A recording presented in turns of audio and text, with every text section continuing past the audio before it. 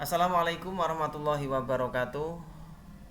Anak-anakku yang berbahagia, saya harapkan pada kesempatan kali ini kalian masih tetap bersemangat. Marilah kita bersatu untuk memutuskan mata rantai penyebaran COVID-19 dengan selalu menjaga kebersihan, menjaga kesehatan, dan tentunya selalu menjaga jarak dan selalu memakai masker apabila kita keluar rumah. Pada kesempatan kali ini kita akan belajar online bagaimana menjadi pembaca efektif. Anak-anakku yang berbahagia, bahwa buku merupakan jendela dunia. Untuk itu, marilah kita senantiasa menyempatkan untuk membaca buku agar wawasan kita bertambah, pengetahuan kita bertambah. Dari banyak buku yang ada, buku bisa dibagi menjadi dua kelompok. Kelompok yang pertama adalah buku fiksi. Buku ini berisi tentang gagasan, ide atau perasaan penulis yang bersifat fiktif imajinatif. Contohnya cerpen, novel, dongeng, dan lain sebagainya. Kemudian kelompok yang kedua adalah kelompok buku non-fiksi. Buku ini memaparkan ilmu pengetahuan baik secara teknis maupun secara populer. Salah satu contohnya adalah buku yang sering kita gunakan dalam pembelajaran di sekolah. Dari kedua kelompok buku tersebut, tentunya kita perlu mengetahui unsur-unsur yang membangun buku, baik buku fiksi maupun buku non-fiksi. Apa saja unsur-unsur pembangunnya?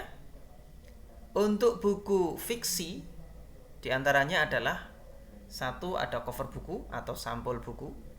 Kemudian yang kedua, rincian subbab buku. Yang ketiga adalah judul subbab. Kemudian yang keempat, ada tokoh dan penokohan. Yang kelima, ada tema cerita.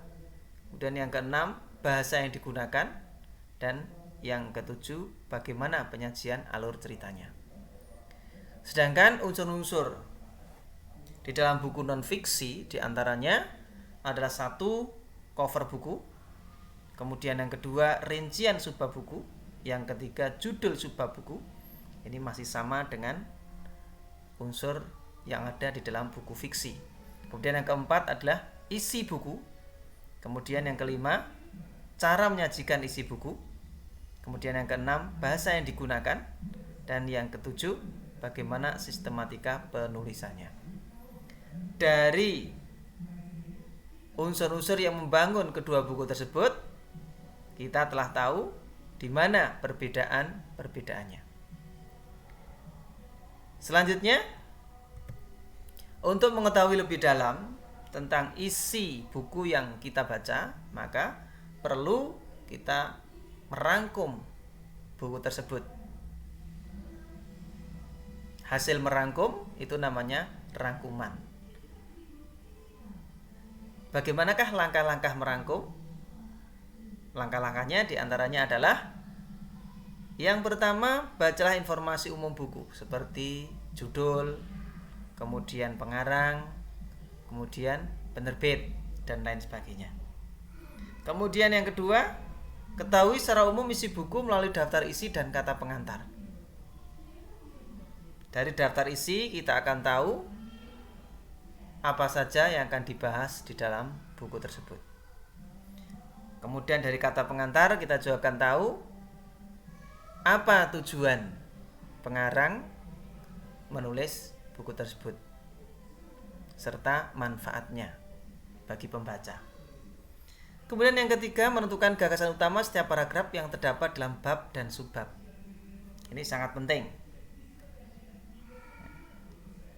Kemudian yang keempat, menyusun pokok pikiran atau gagasan utama setiap paragraf ke dalam satu karangan.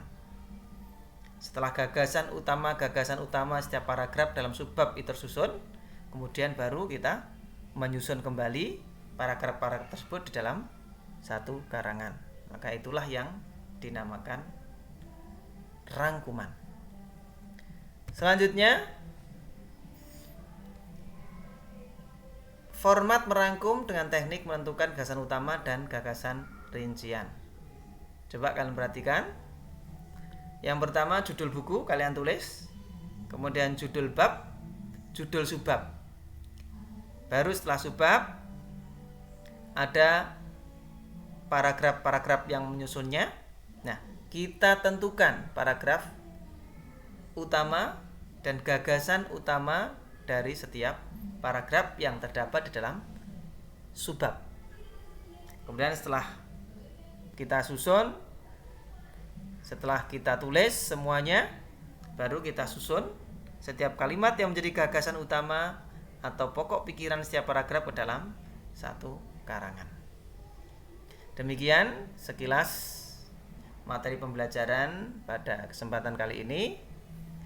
Silakan kalian bisa mencoba meminjam buku atau buku yang ada di rumah, kemudian silakan kalian bisa mencoba untuk merangkum dengan teknik menentukan gagasan utama dan gagasan rincian seperti format yang sudah Bapak tampilkan. Sekian, kurang lebihnya mohon maaf.